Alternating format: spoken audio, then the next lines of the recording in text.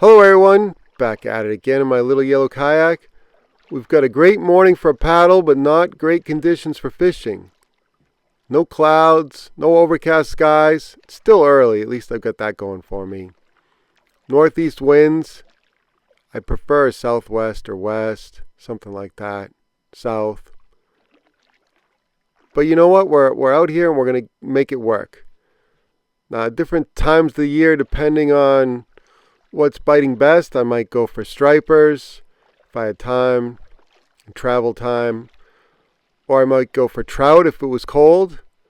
Right now it's still middle of summer, so trout is kind of off the menu for me. And that leaves panfish. Typically I find that bass don't bite great under these conditions. And I could go out and kind of force it to happen, but it's just not easy. And panfish are easy. So that's what we're doing today.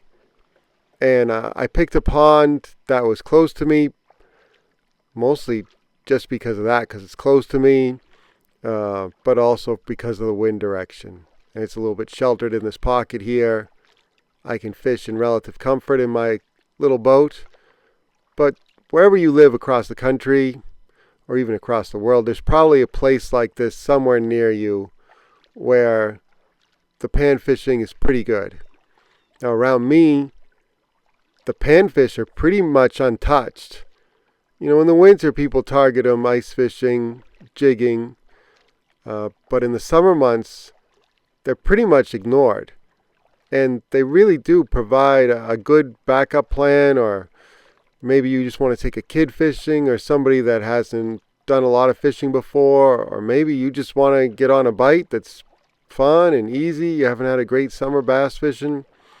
Panfish really are a good plan B. Or maybe you have a significant other that wants to get out in the water and catch some fish, and they don't really care what kind of fish they catch or how big they are. They just want to catch something.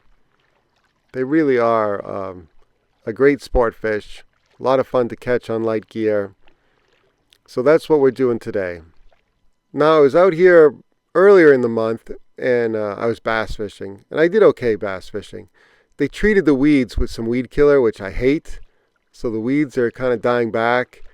That makes panfish another better option than the bass for right this instant. But anyway, I saw some panfish schools milling around, and I fished underneath them with bass gear, and I didn't pull out any bass. But I could definitely tell there was a lot of panfish in this little pocket here. And late summer, early fall, they tend to form large schools. Sometimes they're mixed schools, and it could be a lot of different things. Could be, usually it's crappie up high, sunfish kind of in the middle, and then perch down low, yellow perch down low. White perch, they tend to be higher up. Sometimes bluegill can be right on the surface too if there's like a bug hatch going off. But anyway, they can group together in like schools, so all one species, or they can be mixed together and kind of stratified by species. I've looked at them on camera ice fishing, and if you get on a big stack of fish, you can go through like layers of fish of different species.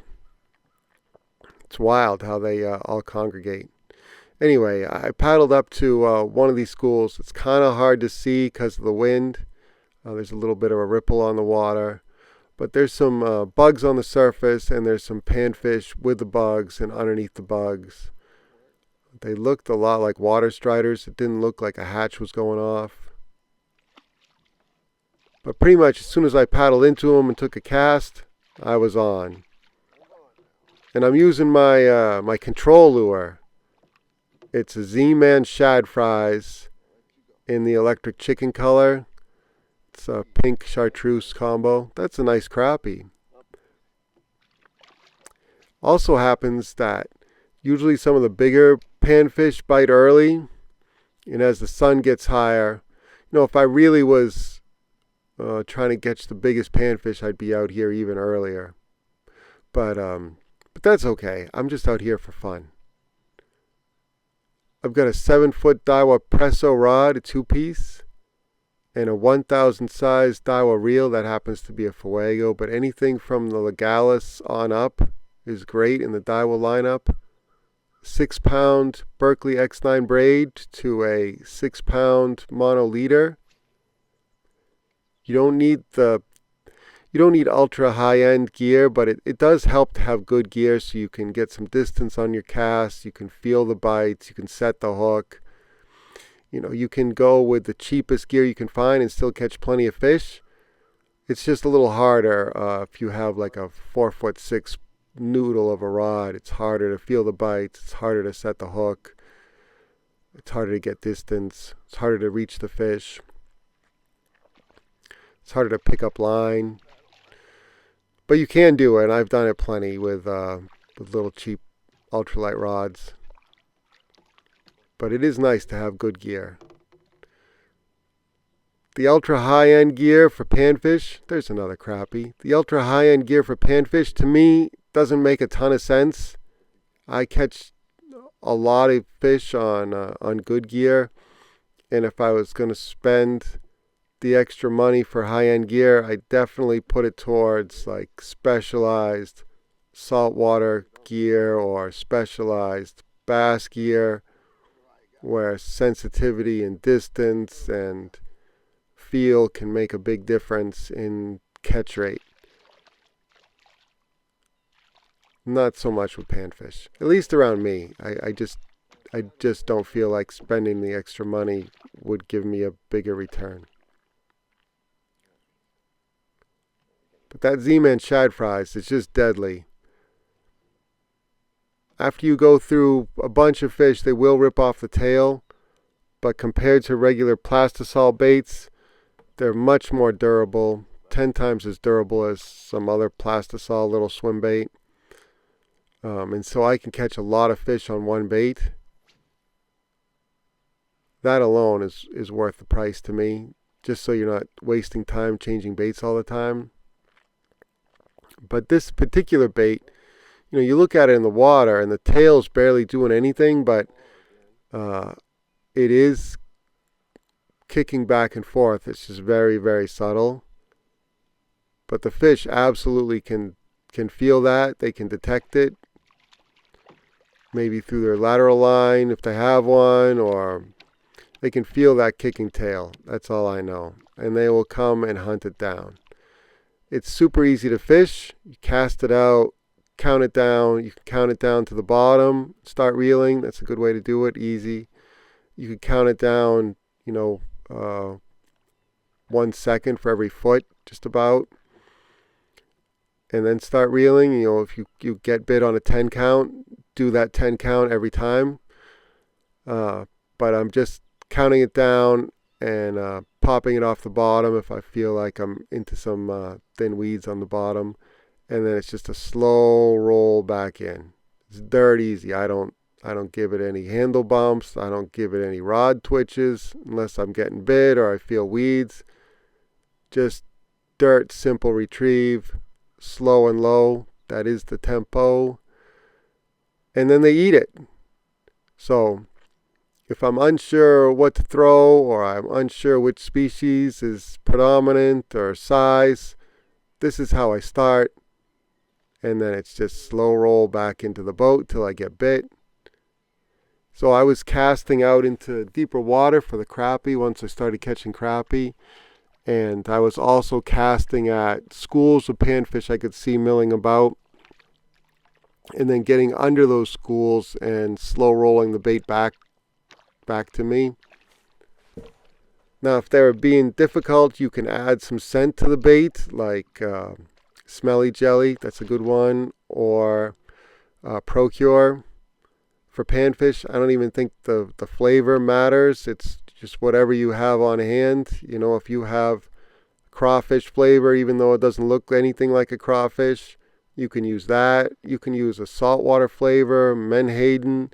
You can use herring, even if there's no herring in the lake. Does not matter. You can use Bass Feast, which is a scent designed for bass. Does not matter. The crappie love it. So I don't think I used scent on this trip. They were just active from the get-go and willing to chew. And that's it. Just cast it out, reel it back into the boat. When you feel one pop it, you pop them back with the rod and start reeling them in. That's it. I did throw a couple other presentations just to see if I could pick off a few more species, and we'll get to see that in a little bit. I'm not keeping any fish, but you certainly could. The nice thing about fishing a single jig hook like this is that you can weed through them. Say you want to let the big fish go, so there's more big fish in the lake, and keep a couple average sized fish for dinner. I mean, you can, at least the way I fillet them, there's plenty of meat on a crappie for 2 people. So, a couple sides. That's all I really need. So I'm not going to keep 20 fish. Anyway, I switched over to a float and a little jig. This happens to be what was it? A trout magnet. A trout magnet on a tungsten head. And I caught some different fish like that bluegill you just saw. But I had a few fish go after the float. So I switched to a different rod. And this just has the trout magnet on it with a tungsten head. No float. So I had 3 different rods. I used them all. I really could have stuck with the Z-Man shad fries and had a really good morning. But it's nice to have options. And the trout magnet's a little bit smaller, a little bit more subtle. And that one I do work. So the shad fries just cast out, slow roll in. The trout magnet, I'm letting it sink, giving it a couple pops, couple hops, letting it sink. And I'm working it back to the boat that way. So it's almost like you could imagine a shrimp or maybe a crawfish. Kicking back to the boat and sinking and then kicking some more and sinking. So that's how I fish the trout magnet. I fish it pretty much the same way for trout too. Short little hops, let it sink, let it spiral back down, short little hops. Like that. So you can see with the retrieve right now. Pop, pop, let it sink. Pop, pop, let it sink. And it's a great bait for trout and panfish. It's a plastisol bait, so it's not as durable as the Z-Man shad fries or other Z-Man baits, but because of its shape, it doesn't have a lot of appendages. It doesn't have like a long curly tail. There's really not much to it. It really doesn't have much action at all. The fish still love it, but there's just not a lot to it. There's not a lot for the fish to rip off. Eventually, there's a nice crappie. Eventually, the fish do seem to tear it up, but they tear it up by the hook in the body. And you can glue it back on for a time. I use super glue on the hook on the jig head to keep it in place. Eventually, they just wear out though, and then you replace them. But I buy them by the 50 pack, and they're a pretty good value for a 50 pack. And you can catch, I don't know how many fish on a 50 pack of trout magnets, but it's a lot. As far as the head goes, where I'm fishing, I can't use lead. So the typical trout magnet head is a lead head, 1/64 of an ounce. But they recently started selling a tungsten head, which is double the weight, so 1/32 of an ounce. I mean, these are still really tiny weights. I kind of like the extra weight of the tungsten head. We're not talking about a lot of weight here, but you can cast a little bit further. That's another nice crappie. And I feel like the tungsten head has a little bit better feel. Plus, I can't fish the lead head. So the tungsten, I'm glad they introduced it. I'm glad it's available, and I'm happy to fish it. I have had a problem with the hooks breaking on bigger fish, and me trying to wrench them out with pliers or forceps. That could be just user error, could be random, but since I broke some hooks, I'm just a little bit more careful with the hooks because they are little tiny hooks. It's a little tiny jig head. So I would just say be careful with the hooks. You got to baby them a little bit, and then you should be fine. I'm in a calm stretch right now, and I'm fishing the trout magnet and doing pretty well. Um, like I said, I could still be fishing the Z-Man shad fries and do well. The shad fries I like better when the wind picks up. It's just easier to work because it's a straight, slow retrieve. And so I can fish it in pretty much all conditions. The trout magnet, I'm really going to be just fishing. There he is, nice little crappie. I'm really just going to be fishing in calmer water because the wind will catch the line, it'll catch the bait, and it's just a little bit harder to fish with. I've switched back to the shad fries. There was a fish that, a bigger crappie that rose to take a fly off the surface of the water, and I tried to catch that particular fish. I ended up catching a bunch of crappie, but they weren't the size of the fish that I saw roll on the bug. So that gave me some ideas for next time. I might bring some downsized poppers, maybe some BFS gear, and see if I can get some of the bigger crappie on top water. I think it might work. Be fun to try anyway.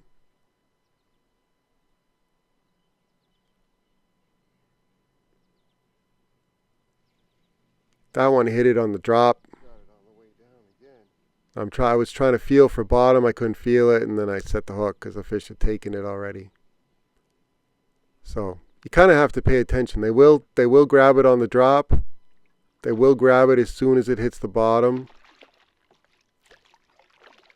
But if you miss them or you don't detect those bites, it's usually not a big deal. You can just start reeling, and they'll load up on the rod. You almost don't need to set the hook because you're already reeling already. So the shad fries it's really tough to beat. That's why I call it my control bait. I've gone back to the trout magnet. You could see some fish milling around. I showed a couple bluegill already. But the trout magnet seems to do better if you're targeting bluegill specifically than the shad fries. The shad fries will catch bigger bluegill, no problem, but day in and day out, if you're targeting bluegill, the trout magnet I think is a little bit better. It's a little bit easier for them to get it all in their mouth. It's a streamlined shape. They don't have to chase it down like the shad fries. I'm reeling the shad fries in. When I'm fishing the trout magnet, I'm giving it lots of time to drop and pause and hop and that kind of stuff. And bluegill, they can be kind of discerning fish. They like to inspect baits, decide if they're going to eat them or not. Another little bluegill. Got a whole mixed bag of species here.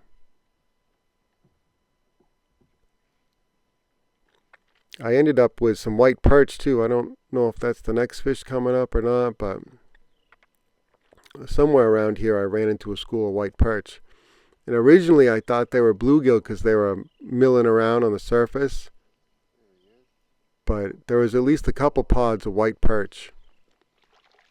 What are you? Oh, it's a white perch. Yeah, like that one.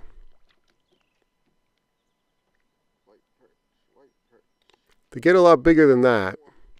And they are kind of pokey and spiny.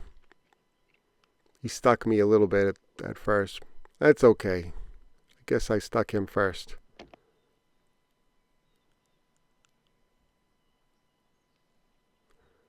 So these kinds of conditions, for bass fishing, I always find them tougher. Bright blue skies, high sun, light winds or northeast winds, or east winds. I really dislike east winds for bass fishing. But the panfish don't seem to mind at all. Get up early, get the lake to yourself, and you can load the boat with these panfish all morning long. There he goes. Quick and easy release with the single jig hook. The rod that I'm fishing the trout magnet on is a custom rod that I built myself, and it's based off the lightest blank I could find that was 6'6", and the blank weighs an ounce. and I went with a lightweight split grip cork handle. It's pretty light. If I wanted it to be even lighter, I could use EVA foam, but I like cork a little better. So that did add some weight to the overall rod. And then a 500 size Shimano reel, tiny little reel, 4-pound Berkeley Nanofill, another white perch. Nanofill gets kind of a bad rap. It really hates any kind of abrasion, so like rocks, docks, weeds, sticks, logs, anything like that, it'll break pretty much instantly. But for open water fishing, in a straight pull, it's pretty strong stuff. I would say in my fishing, I think it breaks higher than 4-pound. So as long as you kind of know its limitations, it's a great line. As long as you're fishing in open water, it casts really well. So for little tiny jigs that weigh practically nothing, you get more distance with them. And then I put on a 4-pound mono leader. I'm still going through some ice line I had. It was Suffix Ice Magic, 4-pound Suffix Ice Magic. It's pretty thin for 4-pound mono. I guess that's why they have it for ice fishing. But it's pretty strong stuff too. You know, I'm catching a ton of fish. I didn't really have to retie. So yeah, this is my lighter combo for the panfish. With the Z-Man shad fries, I'm using a little bit heavier gear. That's for a couple reasons. One, so I don't have to retie, but it's also a moving presentation, so I feel like I can get away with the higher pound test. That's a little crappy. And then I don't have to retie as much. But also, every once in a while, I'll get a bass or a pickerel on there. And the 6-pound leader and the 6-pound braided main line, that just gives me a chance to get those fish in the boat instead of risking breaking them off or not having enough horsepower to get them to the boat before they wrap me around some tree or log or branch or something. So that's the difference. The float rod is just a 4-piece presso. It's a great travel rod. I use it for float fishing. Just instead of having it sit in like a rod case doing nothing. So I use it for float fishing. It fishes more like a 2-piece rod than a 4-piece rod. I don't think you'd confuse it with a 1-piece rod. But to have that rod in the back of your truck or back of your car, or take it on an airplane flight and fish wherever you end up, it's a great little rod. It does a lot more than just fish or panfish float. And I kind of use them almost interchangeably between the 2-piece and the 4-piece. 2-piece has just a little bit better feel. It doesn't have those, I don't know, dead spots in the blank from the junctions where the ferrules come together. But really, I'm being kind of nitpicky. It's a great rod. They're both great rods. The guides on both of them, I think they're minima guides.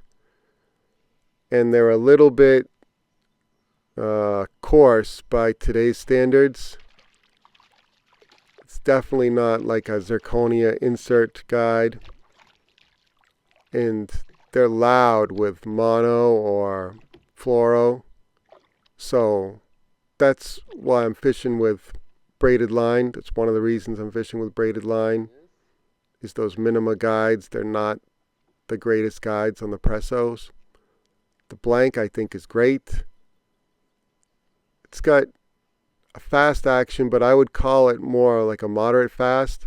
When you watch me get a fish on the rod, it bends pretty deep into the blank, but it fishes like a faster rod.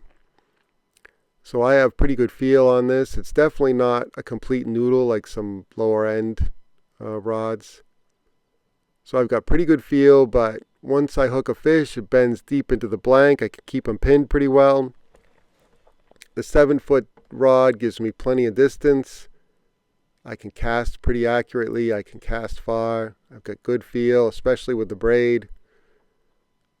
Any kind of smooth, thin braid that's quiet through the guides is a great choice. Alright, I'm going to wrap it up here. Thank you all for watching. I really appreciate it. Just like all my other videos, I'll list all the gear in the video description so you can duplicate what I was doing out here this morning. Hopefully catch a lot of panfish wherever you might be fishing across the country or around the world. I'll catch you on the next one. See ya!